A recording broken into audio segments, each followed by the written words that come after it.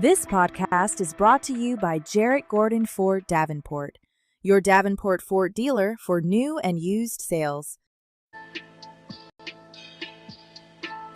Good evening and welcome. So tonight we're asking a question. How do you go from the pitcher's mound to the owner's suite? We're joined tonight by Mr. Anthony Gordon, who has done just that. A man who has successfully bridged the gap between professional sports and excellence in entrepreneurship.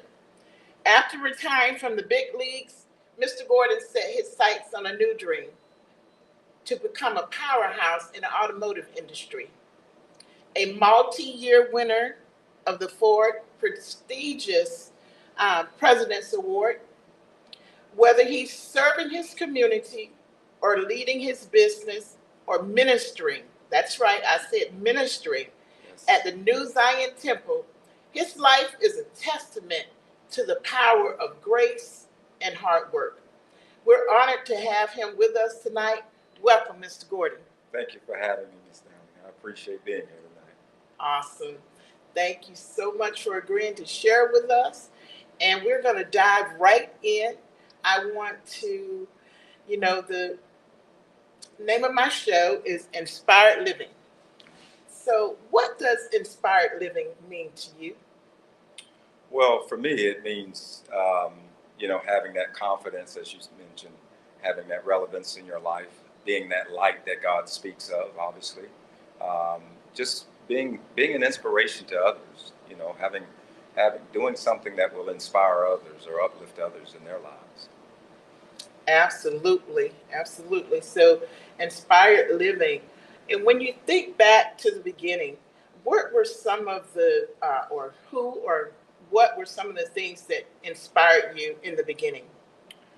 Well, if we're talking baseball or just in life in general, my parents certainly was very inspirational for me.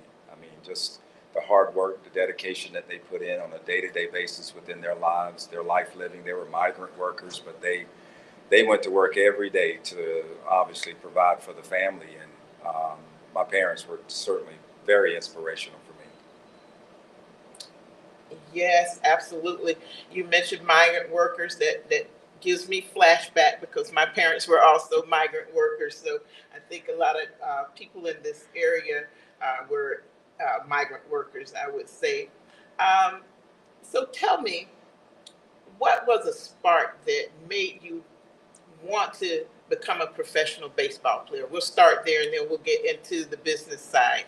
Well, I can say this because my dad, who was a migrant worker, him and his friends would oftentimes go out and play baseball after they finished their day of work and the weekend was over. The week was over and they had the weekend to consider. So they would, get together and play baseball games. And many of their baseball games took place right there in Haines City. So I kind of had somewhat of a life living on the weekend in Haines City. So, but watching them and their friends and obviously competing against others inspired my brother and I both to become baseball players. We just fell in love with the game.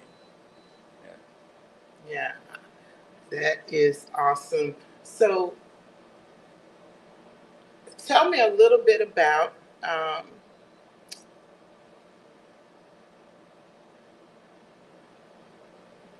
the dream to play baseball. What was that like? Well, growing up in Avon Park, which is a lot smaller than many towns. I mean, just it's a very small town, so it's not a lot other than sports to really consider. So, growing up, I grew up playing three sports: basketball, football, baseball, and um, my passion was basketball, but I was a little bit too short to play basketball, especially the position that I enjoyed playing. But baseball always took to me because my dad was a pitcher, my brother was a pitcher, and I became a pitcher myself. So, just playing the game, playing with family, playing with friends, growing up in high school, being that athlete, and then having the opportunity because my brother got drafted by the Kansas City Royals the year before, the year he graduated, and that just kind of inspired me because I was like, man, if he can do it, I can do it as well. So, and then within that year of 1987, when I graduated, I was drafted by the Seattle Mariners, and that just gave me the desire to take it even further. Awesome. That's awesome. So now we're going to talk a little bit about crossroads or challenges. Every inspiring journey has some valleys. Could you share a moment of significant challenge or a time that you felt like you were stuck? Yes, absolutely. This was within my fourth year of playing professional baseball, and I was with at that time the Milwaukee Brewers, and I was out there pitching that night, and I ended up hurting myself. I ended up tearing my rotator cuff during that game, and so that put me on the disabled list, and basically my career ended at that particular time. Wow.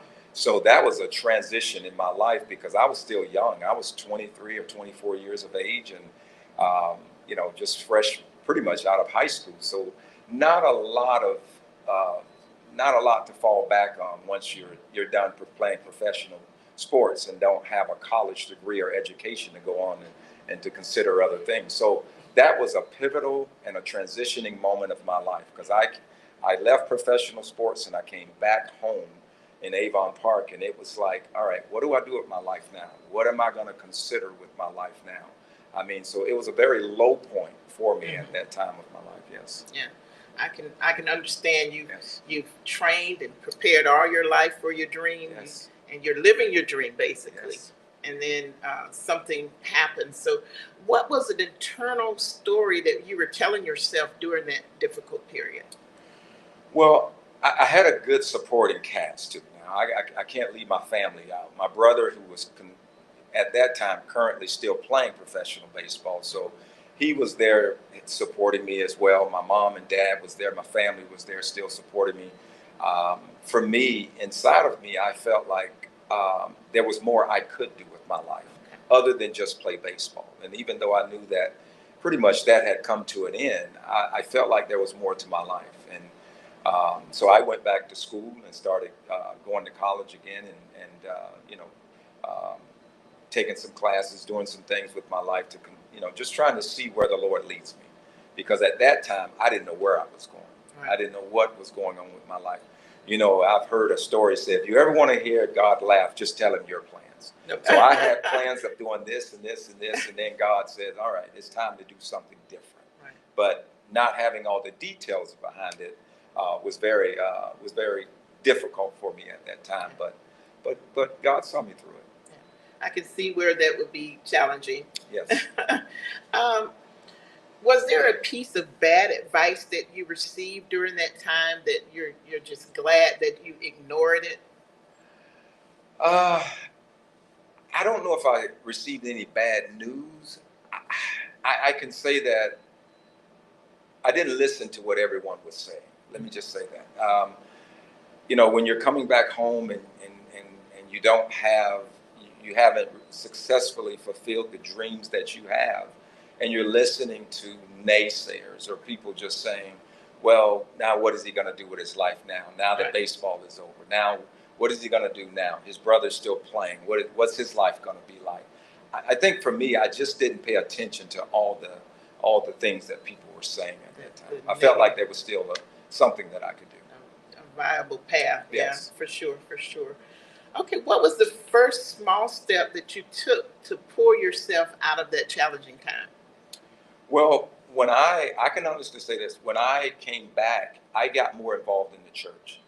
So for me, when I got back home, I started going to church more. I started devoting my life more to Christ. So at that time, I think for me that was that was the comfort for me, because now I'm praying more. Now I'm relying more on God. Lord, I'm giving more of my life and my direction over to God, and I'm saying, Lord, you got to help me with this, because I have no idea what I'm going to do with my life. So you got to help me with this. And I was single. I was like, I'm at a point in my life where if I do decide to have a family, where am I going with it? So, but yes, certainly the Lord helped me out in many ways to be able to transition through it successfully. Well, let me say that. Yeah, yeah, absolutely. Okay, when was the moment? When did you decide that going into business was the answer, or were you led there? How did you come to that conclusion? Well, I'm going to say this as I've said to many people. I didn't choose this life.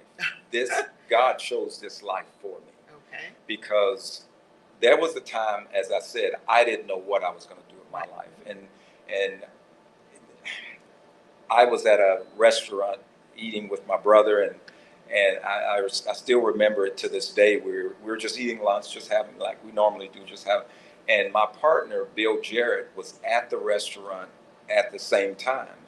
And my brother Flash and I, we came out of the restaurant. We just kind of sat around and talked, and just outside the restaurant. And Bill Jarrett came up to me and he said, "Anthony, what are you doing with your life? What's the plan for your life?" And I said, "Well, Bill, at this time," I said, "Mr. Jarrett, at this time, I really don't know what I'm going to do with my life." I said, I'm just trying to figure things out right now.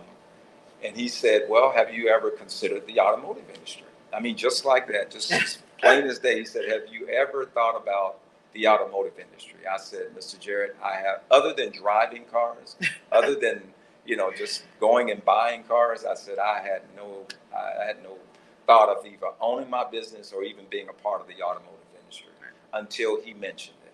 And he said, "Well, Anthony, I tell you what, come by my office. Let's sit down and talk. And I can tell you what Ford Motor Company is offering." And so that's what I did. I went by his office about a week later, sat down with him in his office, and he said, "Anthony, Ford Motor Company is they have this program called the Dealer Development Program, and they're looking for minority dealers. And I will sponsor you if you would like to be sponsored, and you can come and work for me, and we can let Ford know that I'm going to sponsor you." And it just kind of went from there. The rest is history. The rest is history. Yeah. Wow, that's pretty interesting. Yeah. So you didn't choose it. I didn't. It kind of chose you. Yes. And you kind of felt the leaning and the leaning from the Lord that you kind of set it in your lap. I can say this. He literally set it in my lap because there was nothing else that I could consider. There was nothing else other than sports that I was considering in my life at that time. So honestly, I mean, at that moment, I was like, "Well, Lord, if this is the direction you want me to go in, then here it is." Okay, all right. Now, so transitioning from sports, and I know there's a lot of similarities in mindset and all of that, but transitioning from sports to becoming a professional, a businessman. Is there specific habits, practices, or mind shifts that you had to do that was crucial to your growth and becoming successful? Absolutely, because sports is relative, just about to owning your business, because you have goals, you have aspirations. There's a commitment, there's a dedication to it. There's teamwork, obviously, in the business. So a lot of that is relative to sports. And for me, having that sports background, really when I was able to go into the automotive industry and be an owner or an operator, it just kind of fit right into place. I mean, working with a team of people, setting goals, having aspirations, because Ford Motor Company puts goals and aspirations on you. They forecast your business, and you've got to try to hit those metrics. So really no different than playing baseball. Every year you want to get better. Every year you want to grow. Every year you want to inspire. Every year you want to do greater. So it was basically relative to sports. Okay. Now, we talked about maybe some challenging times, but are there some lessons that you've learned from failure, or what you would consider failure? Is there any lessons that failure has taught you? Oh, absolutely. Well, I can say this. I can't say that I've ever failed. I think I've learned more than I have failed. Right. There's many things that I weren't great at, and it taught me how to obviously prepare myself to be better at it. And I remember going into the automotive industry, and if I can tell the story as quickly as I can. Take your time. All right. Bill Jarrett and I, we were going to make it a 5-year plan. I started working for him, going through this process of being possibly a dealer someday. We were going to make it a 5-year plan. And that's when I go back and say, you just tell God your plans and you'll find him laughing someplace. Well, within that year, I started working for Bill Jarrett in 1998. And we were going to make it a 5-year plan. Well, within 7 months, we're buying a store. Ford Motor Company is coming to us saying, hey, we've got a location that we want you to consider, which was Haines City Ford at the time. And we would like for you guys to buy this store and have Anthony as the operator. So going into the business, I only had 7 months of education within the automotive industry. And here I am going into it as now an operator. So I had no experience. I had no understanding of how to do this or how to do that. And I remember talking to the Lord vividly. I mean, just, Lord, you've got to help me, because I don't know as much as my partners. I don't know as much as these people. And even my managers knew more than I knew. And I said, Lord, you got to help me. Please help me to understand this business, because I want to be good at it. I want to be successful at it. Well, you also have to be careful what you ask God. So during that time, God brought the recession. The recession came in 2006, 2007, 2008. And that's when I truly learned the business. That's when I truly understood the plus and minuses, the credits and debits, how to set up pay plans, checking your expenses, making sure that no one is doing this, looking behind, inspecting what you expect. I mean, that's when I truly learned the business, is during those 3 years or 4 years during the recession. Okay. All right. Now, tell me, what does the first hour of your day look like? How do you set the tone for an inspired day? Well, when I come into the dealership, I pray. I mean, I'm literally driving around, I'm just talking to God, just, praying unto him. First of all, thanking him, but then praying over, the employees and what have you. Just, that's the first part of my day, because obviously, I mean, I don't know what's going to transpire within the day, but I'm praying. And then I go into my office, and then I start looking at numbers. I start looking at, what sales did the night before, the day before, and what service did. And I start calculating the business from that point. And then I meet with my managers, and then we go over what it is what our plans are for today.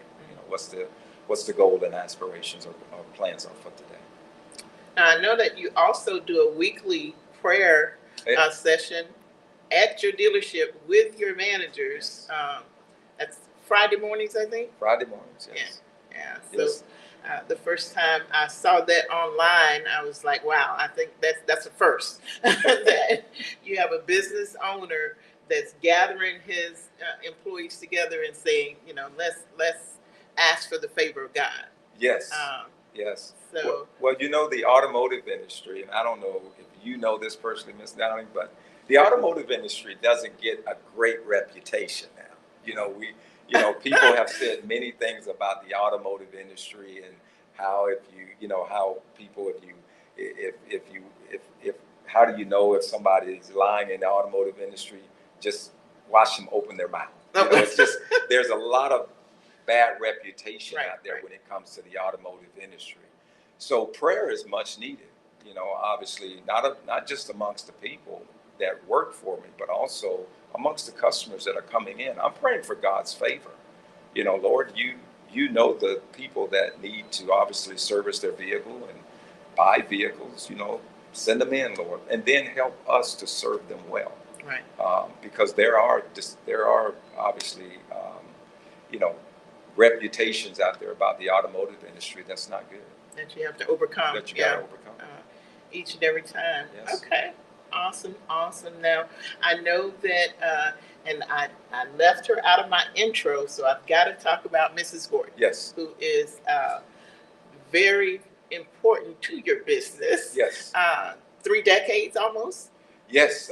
This will be our 28th year in the automotive industry. 28 for Davenport, 26 for Winter Haven. So okay. Both stores. And then you've also been married about 3 decades. Yeah, I got to get this right. I didn't mean to put you on the spot. 29 years. 29. Years. Because I think the last time I had your bio, you were going to speak for a banquet. Yes. And it said that you all have been married. So I was calculating myself. It said that you all have been married 18 years. At that time, and that was like 10 years ago. Yeah. So I knew we were getting close to 30. So yes. That's awesome. So, and I know that she works with you every day. So yes, that's just awesome. She's in there just as much as I am. And so when I'm at different locations, she's able to be at the Davenport. She works solely out of the Davenport location, but when I'm not there, she's there. Awesome. Okay, what is a book, poem, or quote that you return to time and time again to gain your inspiration? Well, it's not a book and it's not a quote, but it's a Bible scripture. And this scripture has been with me from when I was playing professional baseball to today, and that's Philippians 4:13. For I can do all things through Christ that strengthens me. Because there are moments and times that I was playing baseball. There was moments and times even in the automotive industry when things are not always going well. And I have to revert back to that scripture to encourage myself. I can do all things through Christ that strengthens me. So yes, that's the scripture that's been staying with me for years. That is a great scripture. One of my favorite. How do you define success for yourself today, and has that definition changed over time? I think it redefines itself as time goes on, but I think for me, it's just serving, to be honest with you. I mean, I find success in the ways of serving. I mean, how can I serve better? Or how can I serve, my employees better? Or how can I serve the community better? Or how can I serve the church members better? I mean, how can I be a better servant? For me, that's success for me. I mean, yes, I like to be successful in business, yes. But I think when I'm successful in business, the employees are also successful. Because we have a network of employees that have been with us for years. As long as I've been in the car business, they've been with me. So I've seen them succeed as well, go from being just on the level of having a position to now having a title in the dealership. That's awesome. They've been successful. That's awesome. So I know as I was looking at the bio from before, and I think you were a deacon at that time. Yes. And since that time, you've become a minister. Yes. So tell me about that. Well, my bishop, he's passed away. It was a blessing to be able to serve him while he was yet alive. He had pastored 3 churches, Avon Park, Lake City, and Tampa. He lived in Lake City. So whenever he would come to Avon Park, I would be the one that would help him, get from Lake City to Avon Park or get from Avon Park back to Lake City. So it was just a blessing for me to be able to have that opportunity to be with him, fellowship with him, talk with him, drive for him. and all of those things. So I wasn't. I was just thinking on the deacon level. That's it. I was like, I wasn't trying to go into ministry, but just to, but and so when he had gotten to a place where he wasn't able to drive around as much, and I had a chance, I can honestly say that I was being. It was like the Lord was just calling me into it, so to speak. Because I remember going up to Lake City and having a conversation with him, and I said, Bishop, I said, um, let's talk about ministry, because I know that I've been in this position of deaconship for quite some time. I said, what do you think about me being in ministry? And Bishop just, his face just lit up, and he says, he says, I'm going to tell you a story. He says, God showed me this, but I didn't want to say anything to you, because I felt like had I said something to you, you would have done it because I told you to do it. Because you would have never told me no. If I'd have said, hey, Deacon, I would like for you to consider ministry, you would have done it because I asked you to do it. Right. He said, so I told God this, Lord, I don't want to tell him that. I want him to come and ask me. So sure enough, here I'm going to ask Bishop, and Bishop's face just lights up, because he says, what I asked God, it was confirmed. You came to me, I didn't go to you. And when I did that, he prayed this prayer that I tell people. I said, I've heard Bishop pray before, but I've never heard him pray like he did this time. So at that moment, I felt like at ease. I felt at peace that this is where God was leading me. And it wasn't, I think it was 4 months later, Bishop passed away. And when I got the word, I was actually out playing golf when I got the word that he had passed, or he had gone to the hospital and he had passed. I was saddened, but I was at peace. I don't know how you sum that up, but I was saddened, obviously, that I've lost a mentor, a friend. But I was at peace knowing that I had the conversation with him before he had passed. Right. Wow. I knew there was a story. Oh, yes. Oh, I wouldn't have never just jumped up. No. Okay. So we've kind of covered your professional sports career a little bit about the business, a little bit about your ministry. Anything that I didn't cover that you would like to share? Well, I can say this. I want to applaud you. I want to thank you, because when I came to Haines City, I knew no one. And when I say I didn't know anyone, I had grown up somewhat in Haines City, but I really didn't know a lot of people in Haines City. And I have to applaud you and Miss Leone, because the both of you basically welcomed me into Haines City, and you took me around. You introduced me to people through the NAACP, through other, things that Miss Leone took me to church. There was so many things that I didn't know people. Right. I knew how to come to work and obviously work the business, but I didn't know how to go out and just, fellowship with other people within the community. And I didn't want to tell people what I did. I didn't want them to know that I was the owner of anything. I just wanted them to just receive me. Right. And so I applaud you, and I appreciate you and Miss Leone for being those two individuals that helped me become acclimated within the Haines City community. Well, thank you. That's awesome. And we are so glad that you are here. You have been just tremendous. And that's a piece of your testimony that we haven't touched. Is this year you were nominated, and I'll let you fill in the details. I was nominated as Time Magazine Dealer of the Year, which I was not at all thought I would ever be considered for that award. But from serving in different places, whether it's NAMAD, National Automobile Dealers Association, Ford MDA, Ford Minority Dealers Association, and just they said that my reputation, they said that the way I was as a person that wanted to just help others, they felt like that I would be a prime candidate to be nominated. So my peers actually nominated me. I was not even thinking about ever. I didn't even know Time Magazine had a Dealer of the Year until I was nominated for Time Magazine Dealer of the Year. So it was hard. It was a good feeling walking across that stage and representing it. Yeah.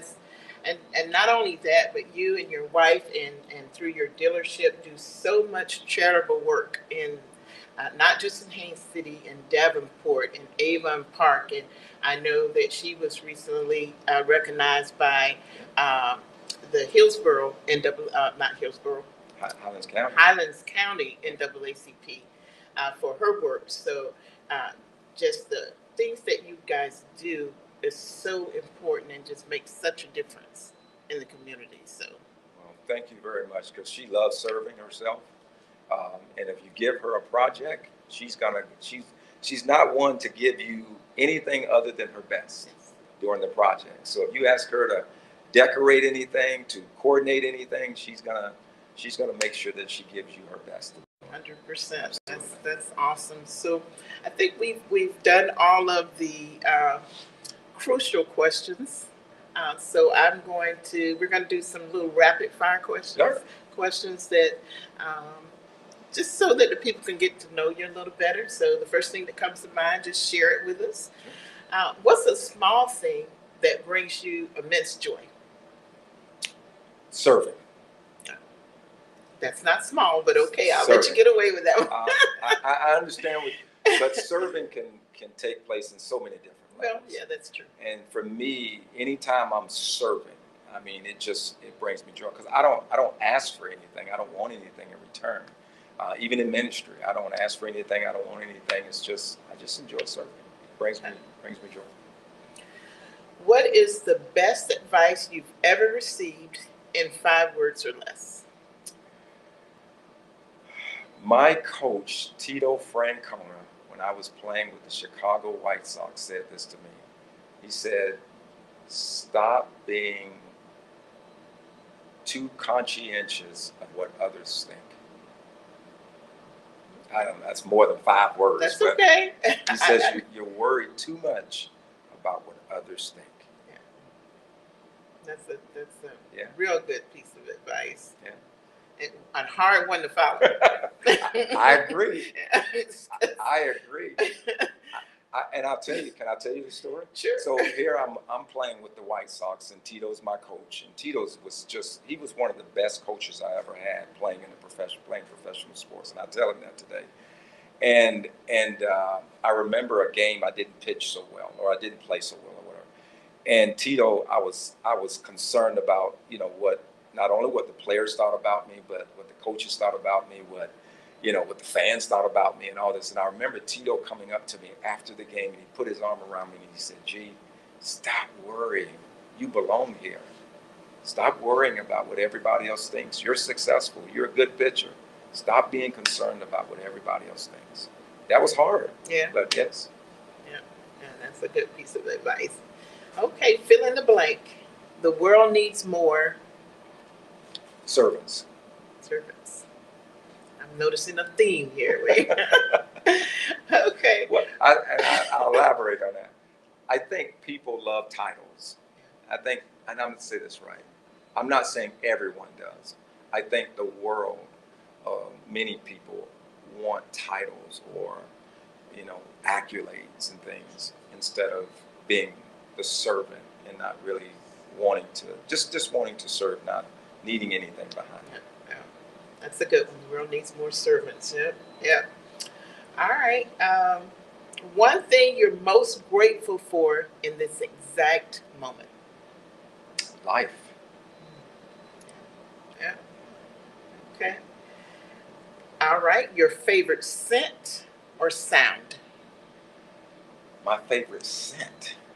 Oh, man. My favorite scent. Lavender. Okay. That's a good one. That's a good one.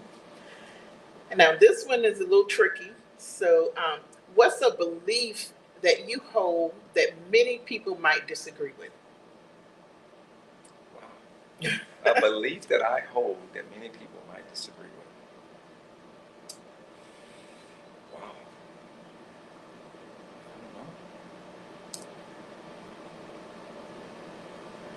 belief that I hold that many people might disagree with. Mm-hmm.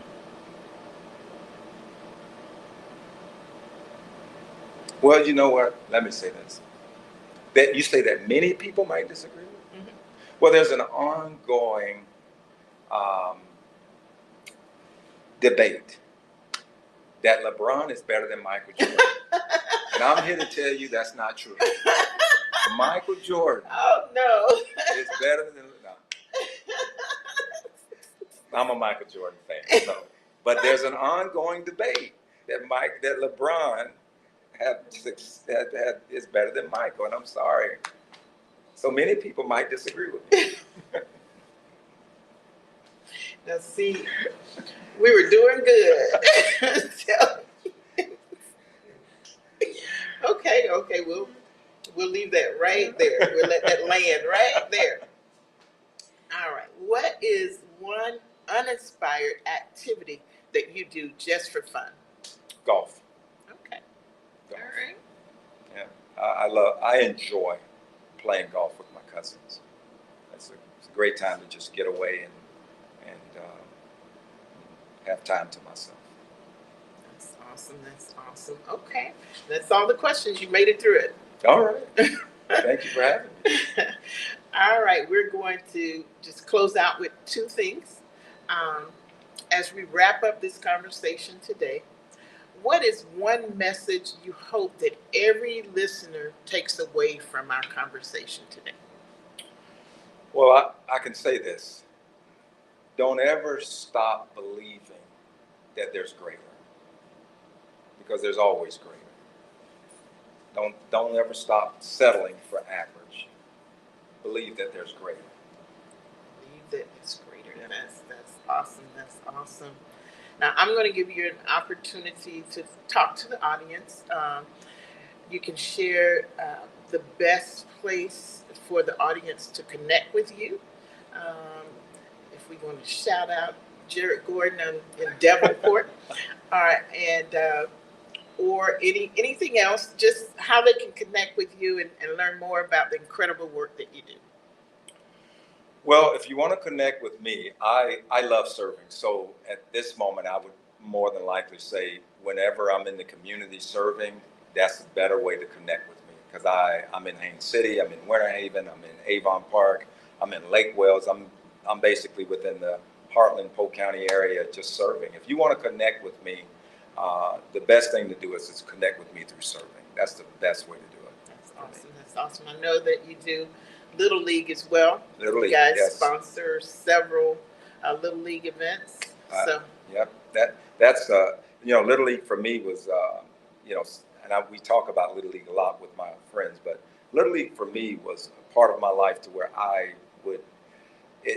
it was something great for me, because to me, I don't feel like they do Little League like we did when we were coming up. But Little League was just a place in our lives to where it was just, everything was just fantastic for me.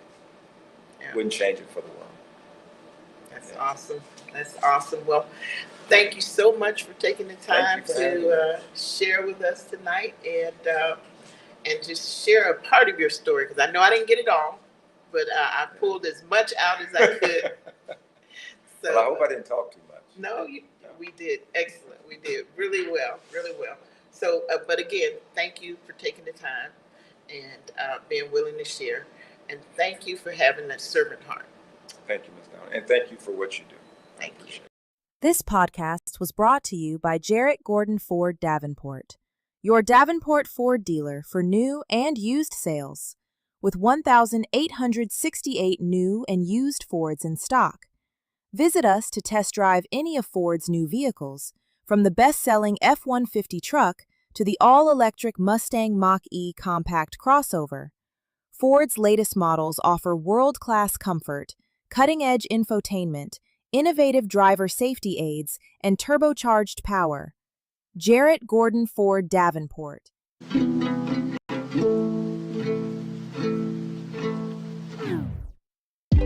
Welcome to Inspired Living with Cynthia, your weekly dose of purpose, passion, and perspective. This is the space where real conversations meet real inspiration.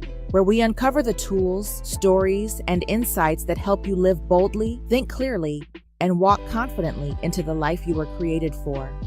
So settle in, open your heart, and get ready to be uplifted, challenged, and inspired. This is Inspired Living with Cynthia.